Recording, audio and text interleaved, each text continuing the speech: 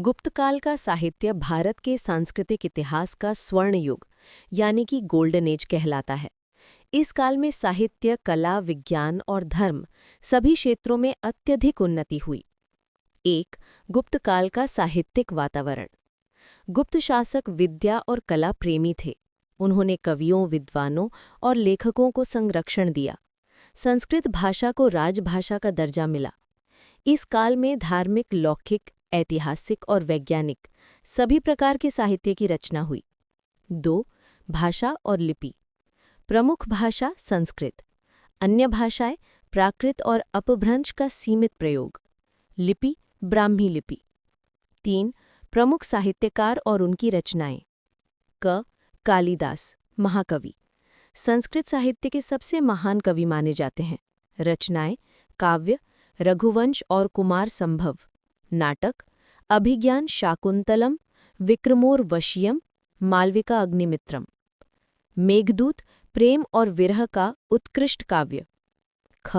विष्णु शर्मा, प्रसिद्ध ग्रंथ पंचतंत्र के रचयिता माने जाते हैं। इसमें नीति, राजनीति और नैतिक शिक्षा की कथाएं हैं। ग. विष्णुदत्त, हरिशेन, वराहमिहिर, अमर सिंह। हरिशेन इलाहाबाद प्रशस्ति, सम्राट समुद्रगुप्त के मंत्री और कवि। अमर सिंह अमरकोश, संस्कृत कोश ग्रंथ। वराहमिहिर बृहत संहिता, पंच सिद्धांतिका, ज्योतिष और खगोल शास्त्र ग्रंथ। आर्यभट्ट आर्यभट्टीय, गणित और खगोल शास्त्र पर आधारित। घ. अन्य महत्वपूर्ण रचनाएं। भट्टी भट्टिकाव्य। शूद्रक मृच्छकटिकम, सामाजिक नाटक। विशाखदत्त मुद्रा राक्षस, राजनीतिक नाटक। दंडिन दशकुमार चरितम। सुभद्र भट्ट हर्षचरित। 4. साहित्य के प्रमुख विषय। धर्म, दर्शन, प्रेम, नीति, विज्ञान, इतिहास, समाज और राजनीति। लौकिक और धार्मिक दोनों प्रकार का साहित्य फला फूला।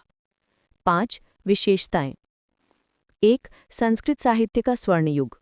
2. शास्त्रीय व्याकरण और काव्यशास्त्र का विकास। 3. नाट्य और काव्य रचना की समृद्ध परंपरा। 4. विज्ञान और ज्योतिष संबंधी ग्रंथों की रचना।